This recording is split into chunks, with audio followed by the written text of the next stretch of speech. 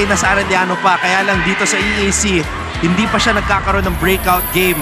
Only averaging 5.3 points per game so far. Yes, Ton. Hinahanap ko nga itong bata na to ng mga games nila eh.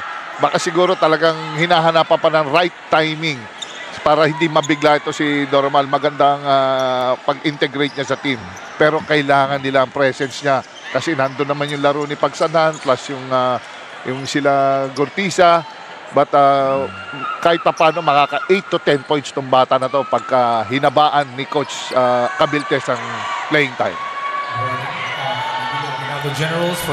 Erlan Umpad, 6'8", 3 sentro ang makakatapat niya if ever he plays heavy minutes for the Generals. Nunez, Caguiran, and Pizarro. 3 very physical centers. Alam mo itong bata na to, Tol, lumaban lang. Lumaban lang to si Umpad kahit score, rebound, block, screen. It will make it kahit pa paano makakatulong sa EAC. Backhand violation. It's not a good start though for the Generals as they turn the ball over. 10 seconds on the shot clock. Huge win for EAC, beating San Beda in their last game. They are on cloud 9 right now. Let's see if they can use that momentum. Abis, meanwhile, scores on a mid-range jumper. Komportable sila sa opensa nila. Talagang wala masyadong hesitation. Axel Doromal on the move. And you like that Axel Doromal was Jerry starting this game aggressive. Talagang din to, susubukan talaga ni Doromal yung mga interior defense ng Perpetual kung gano'n pa sila talaga ka-visible sa shaded lane.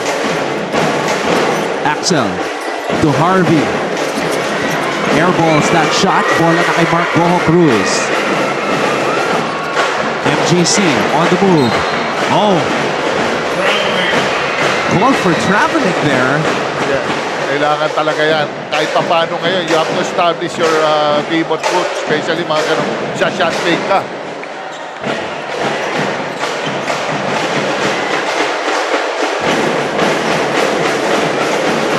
Luciano, binigay dito kay Gortiza. Pagsanhan. Luciano. Luciano to Harvey. Back to JC. Luciano able to score. With his size, paano niya na-convert yun? Ang laki, nandun si Abis, Nunez. Goho Cruz. May naman susubok mula sa labas. John Abis. Ibang-iba na to si Abis. Kompleto na. Alright, a chance for us to go courtside as we hear the first report from MG Balida.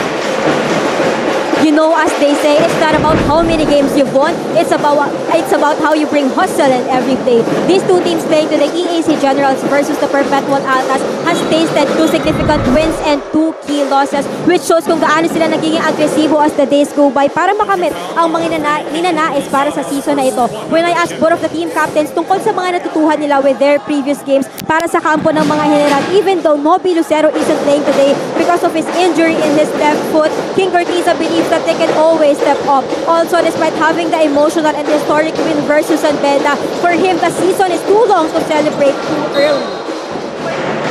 For Chris Pagaran of Perpetual Altas, he thinks they can improve more, lalo na in terms of communication and chemistry. Now, with everything online, definitely it's not about who played the best so far. Rather, it's about who is hungrier now. Your thoughts on Coach Jerry? Yeah, that's a good way to put it, MG. Sino mas gutom? Abis with 7 early points. Gortiza.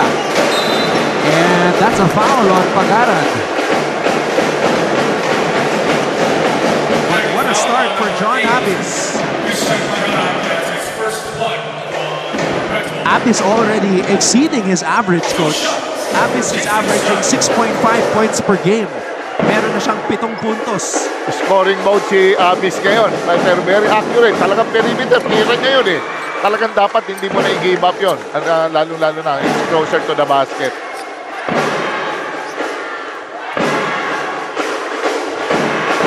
second free throw for Luciano. Oh, he misses. Nearly grabbing his own miss.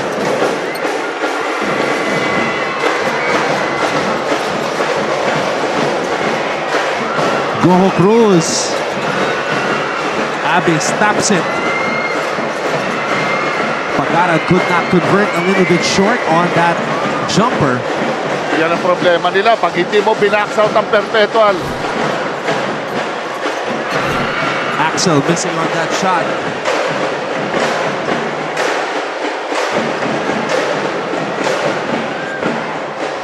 Pero tol, look at the transition defense of Perpetual. Ang bilis nila bumawa coming from that miss. Gurtiza.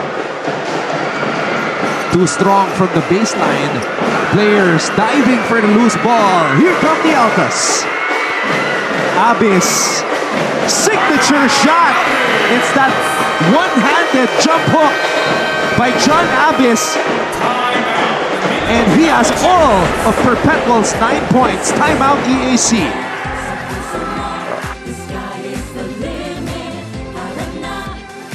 Huwag kayong matakot tumanggap ng bola at trabahuhin natin ang biyaya. Yan muna mula sa panig ng Arellano Chiefs, Martin and Bert. Maraming salamat, Lysel Galpo. Katulad nung second quarter natin. So let's see. Dapat dito umatake ang Arellano. Oh, Basti Valencia. What a fadeaway. Going downhill. That one rolls out. Arellano has a chance to inch closer. But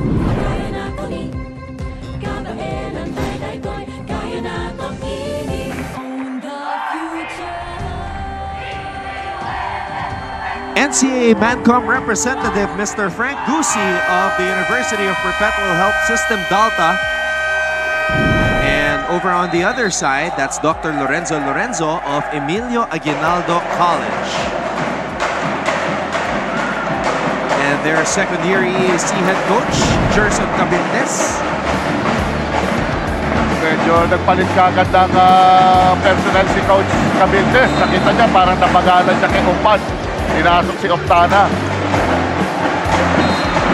And the full court pressure of Perpetual forcing EAC to turn that ball over. Substitution. Kyle Luciano comes in for Axel Doromal still struggling to find his groove for his new team as Kyle Ochavo checks into the game for EAC. 14 seconds on the shot clock. Right now, the score reads Perpetual 2, EAC 2. But lahat ng puntos ng Perpetual ay nanggaling kay Abis. So it's really Abis 9, EAC 2. Nunez. Medyo pwersado yung tinira ni Nunez ngayon. Shot clock violation. Miss or made. Talaga nakadihing si Coach Olsen. Miss or made. Basket. Full court pressure siya ngayon. Oftana. Ochavo back to Oftana. Gurtiza asking for it. Gurtiza gets it. Oftana. And that's a foul on Abis. Only foul on John Abis. That's his first 2 on Perpetual. Well, that's one way to stop Abis, try to get him into foul trouble, Coach Jerry. Yes, kailangan at bigyan mo rin siya ng problema si Abis because the way he's playing right now, talagang kakareer high ito. Gurtiza. Oftana fakes, passes it to the corner. Gurtiza short, and Oftana. Wow. Looks like a foul on a Perpetual player as Oftana was crashing the boards. Nadalawahan kaagad si Abis doon. Ayun, may tulak from Abis. Oo. Sayang. He has to work on that. Ang offense niya nandun na Pero yung mga little things that makes you a complete player.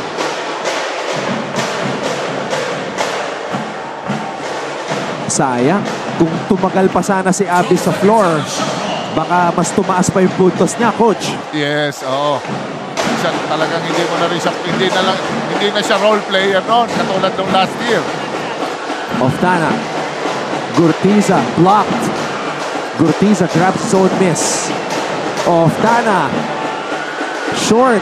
Nunez comes up with the rebound. Here comes Perpetual. Oh, what a pass. Oh. But Perpetual looking like a well-oiled machine. Ang ganda ng rim run na yon.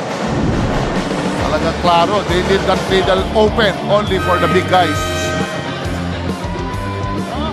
Angelo Helsano getting crafty with his passing. Ano rito, matangkad na mahaba na wing ito si Gelsano. Around 6'3", 6'3", 6'4". May tira sa labas. Much improved. Now here's a guy who is top of the list in terms of the scouting report ng mga opposing teams dahil etong si Pagaran really expected to be one of the main contributors lalo na sa opensa para sa Perpetual. Malaking bagay ito si Pagaran, especially his experience, tsaka mapasensya siya. Minsan, they miss him on the place, pero tinutuloy niya yung continuity. It takes experience to do that. Pagaran averaging 23 minutes per game, 9.3 points per outing. We definitely feel that it could be more. Oh, he misses both free throws. Wow. So misses at the rim on that fast break layup and then misses 2 free throws.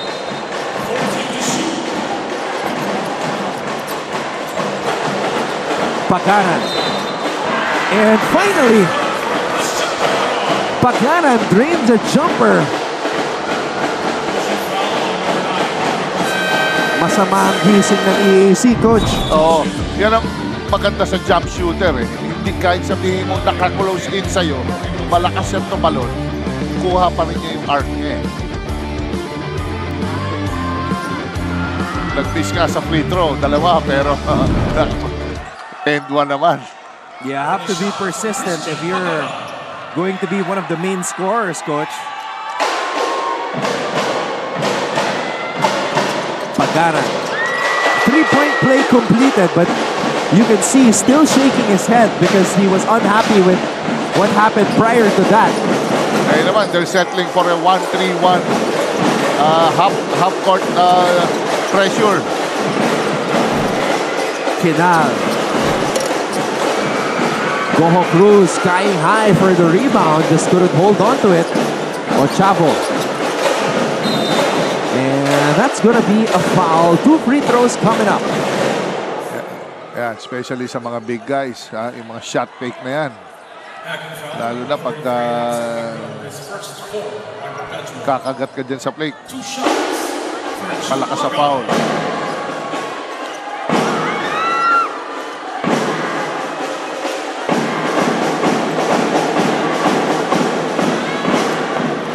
First free throw is good for Jude Bagay. Isa na namang Dapawenyo.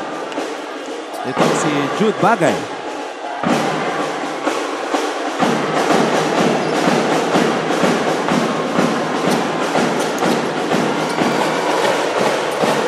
And the lefty is able to score from the free throw line. Goho Cruz gives it back to Helsano. Pagaran, baseline drive. Pagaran, Helsano swings it to MGC. Not yet. Pagaran jumper. And the ball heads towards the way of Coach Olsen Rosella. Pakita mo talaga, sinasabayan din. And yun ang Perpetual itong EAC Generals.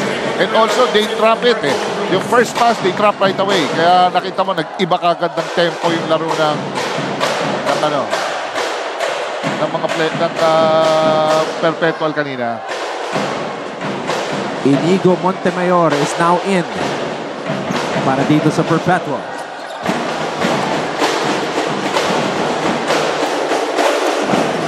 Manuel defending Ochavo. Ochavo.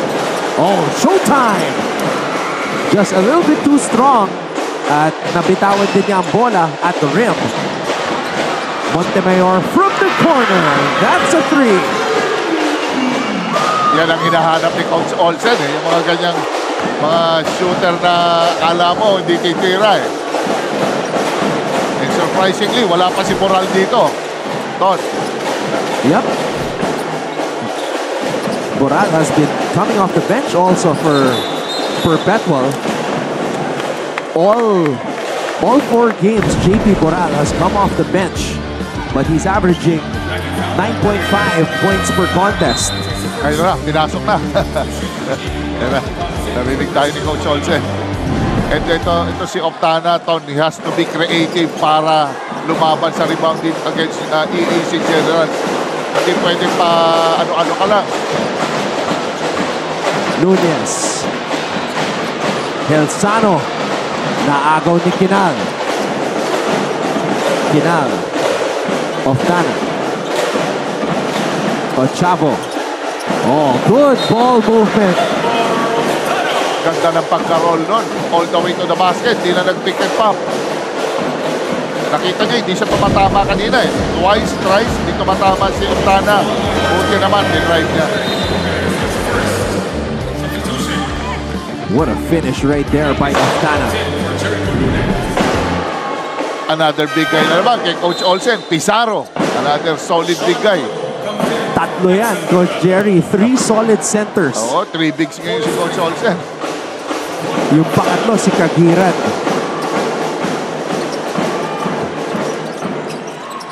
And that's rare, Coach Jerry, in the NCAA that you have 3 centers na old school ha. Old school centers na napaka-physical, hefty, and share almost exactly the same playing time. Yes, kailangan, lalo na especially sa system ni Coach Olsen, eksakto lang eh. Ang bigay kasi it's not a high-octane offense ng triangle eh. So yan, medyo ano lang yan, semi-speed lang yan. More on execution pag nag-3 big guys. And Coach Olsen also, he wants to slow it down pag nag-3 big guys yan. Loristo. Short. Boral comes up with a rebound.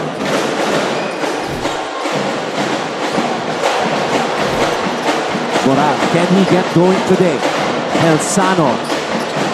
Much more confident on that jumper. Last year, Helsano wouldn't take those kinds of shots very early on in the offense, but you can see iba na yung galaw nitong si Angelo Helsano. Substitution. Jetro Paco comes in.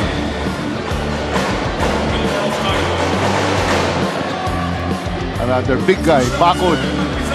Medyo nagkaroon sila ng problema sa blocking out. Yung talagang maraming contact sa ilalim. Talagang it's a battle. It's a battle talaga down low.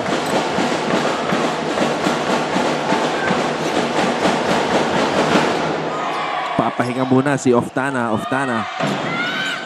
2 points in a game, but 2 personal fouls too. So he'll have to take a rest. Bagay. Ochavo. Kinal. And JP Boral comes up with the board. Iba na matangkad. Boral.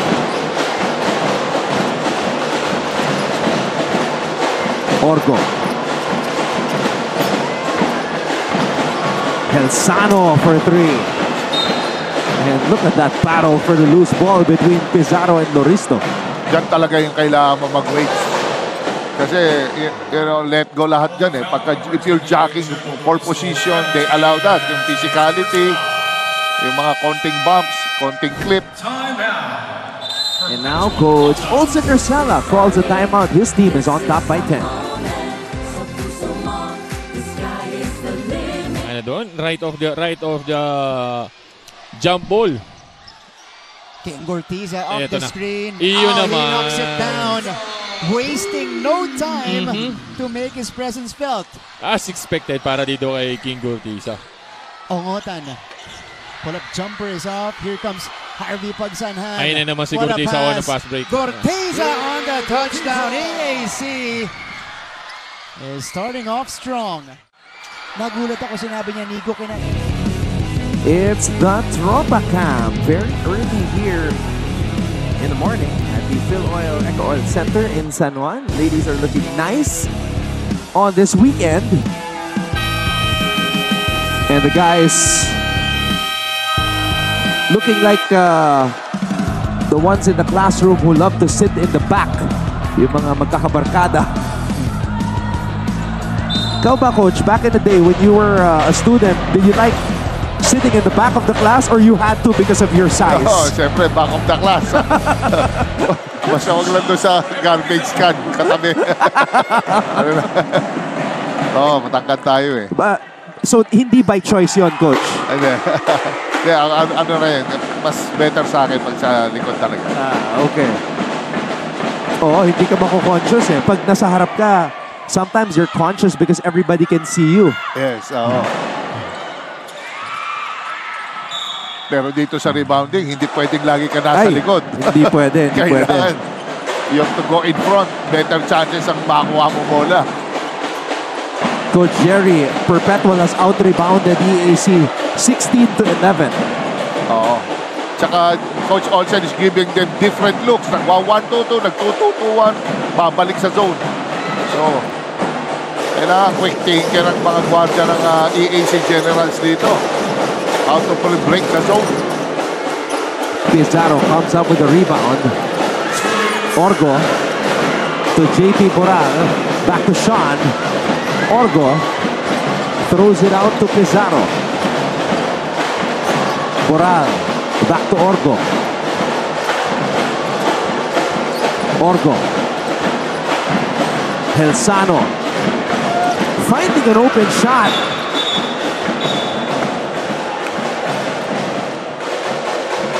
Sipag ng Pizarro kumuha ng rebound.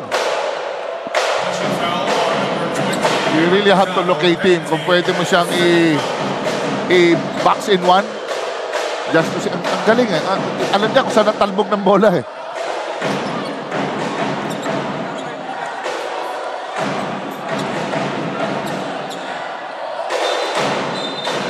But if you're Coach Olsen, Rosella, you couldn't have asked for a better start after coming off that tough loss against Benil. You start this game with a lead like this, Coach Jerry.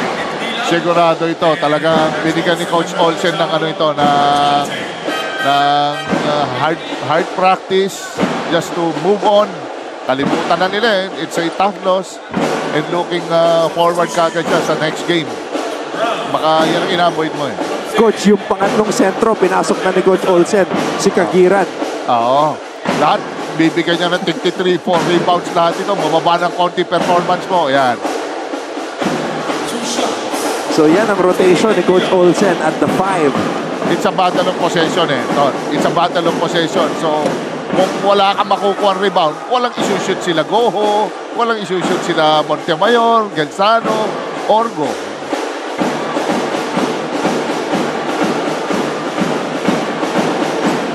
And Dilag in and out. And there's Kagiran, but naisahan siya ni Ochavo. Natapigan, Coach. Ang sikip ng court ngayon. Lalaki. Oh, what a pass! What a find by Ochavo. Yun. The no-look for the under-goal stab.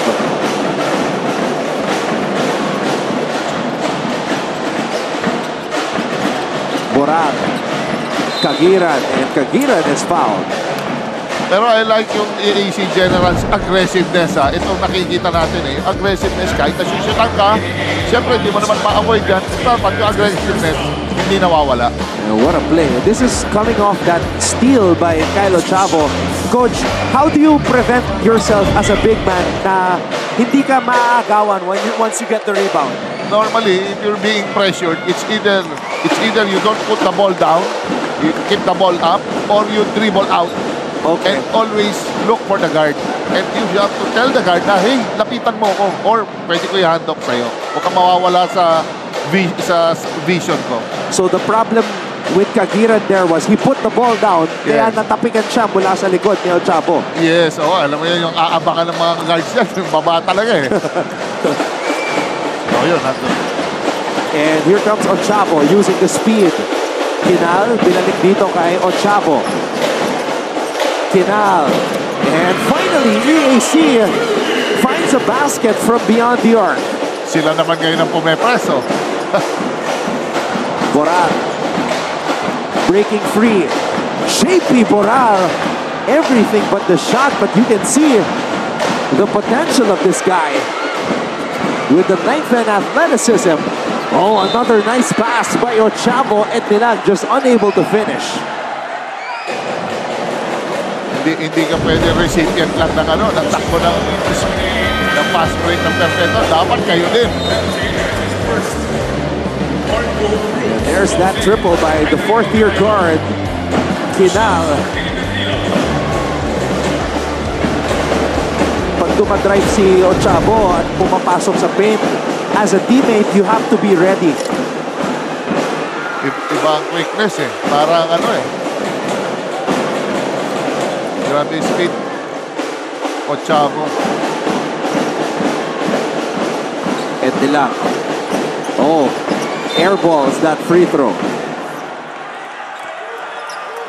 Coach, back in the day when you were playing, who was that guard that you always had to be alert kapag dumadrive siya sa paint? Maraming magaling yan. Si Coach Olsen, talaga pag-penetrate yan. Grabe yung peripheral vision niya. Johnny, Sabaneto. Nakakapag-create sila talaga.